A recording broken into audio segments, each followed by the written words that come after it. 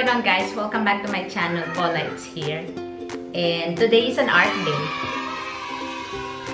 No, I'm not really a painter or neither an artist or anything closer to it. Just that when I reach a certain age, I just thought of doing something that I really do not have a flair. So one of the things that I really wanted is to have paintings hanging on my wall. And then I found the Jay Lee painting on YouTube, and he paints step by step, to which I decided to try to follow.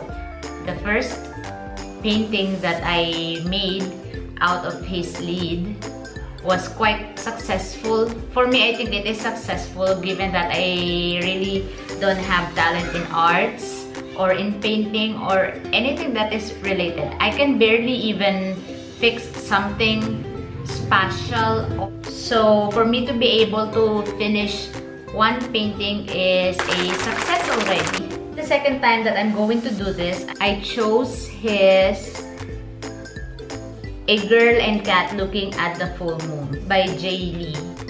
Here are the materials I am going to use. Canvas and another sheets of paper. I will also need this plate I can use for tracing.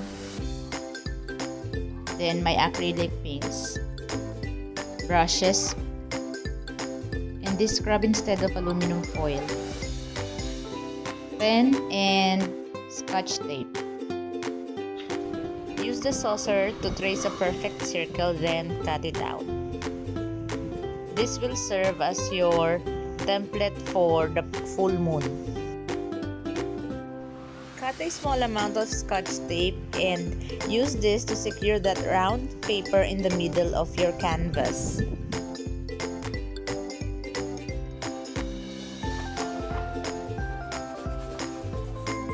I scooped paints from the jar, that's why it looks like this. I'm trying to create pink out of white and red paint, but it seems that it's becoming orange. I do not know what's going on, but paints I'm using in this painting aren't from tubes. That's why I have to scoop them out from jars. So it looks like this. So in this part, I have already put the paints on the canvas. Now I'm preparing to spread them evenly. And for some paints, they are quite hard. I think I should have added water. I'm not so sure. Anyway, so just started brushing and following step by step how I see on Jay Lee's video.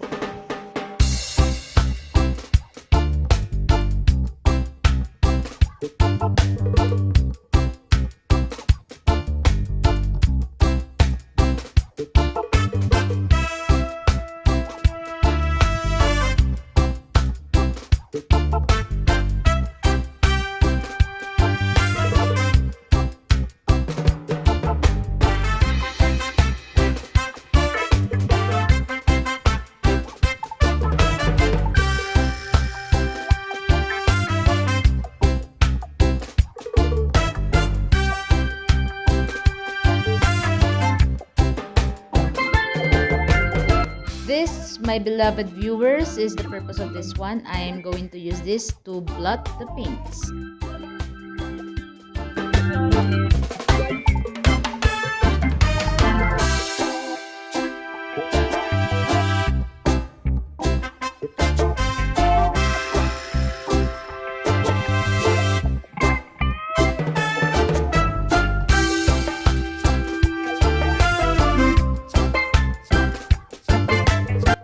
So after blotting, this is how it looks like. I also have peeled off the round paper in the middle, and then across this painting I am going to draw or paint the tree.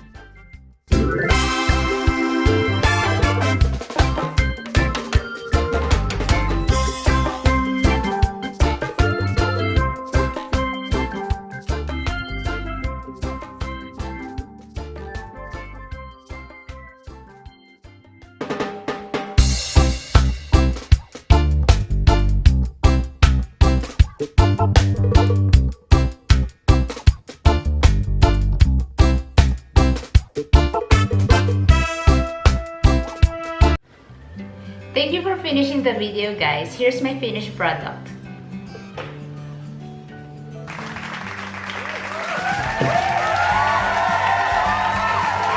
It's far from being perfect, but still made me happy.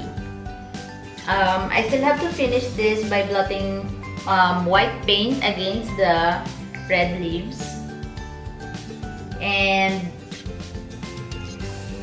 my branches compared to the original painting are thick. It should be getting thin on its ends. Nonetheless, we still have moon, tree, and the girl with her cat on the picture. And it still makes me feel happy with it. I wanted to have some paintings on my wall, but of course, nobody's gonna give me their paints. So I just decided to do it for myself. And by the way, it's my second one, and here's the first attempt that I did months ago. I follow the same artist. You can find his channel in YouTube. So this is the first one. This is man walking his dog. So in these days of quarantine, why don't you ask yourself the things that you can do? Things that you didn't like doing before that maybe you can give a try this time. Just trying to be productive around these days. The question is, what's stopping you? Luckily, I still have one canvas left from the previous. That's why I was able to do one more. And I will try another painting next time. Remember guys, it's okay that sometimes you don't do things pretty well, especially when it is not your flair. Don't let anyone put you down by their criticism. Always put in your mind that other people's opinion is beyond your control. What matters is how you're going to react.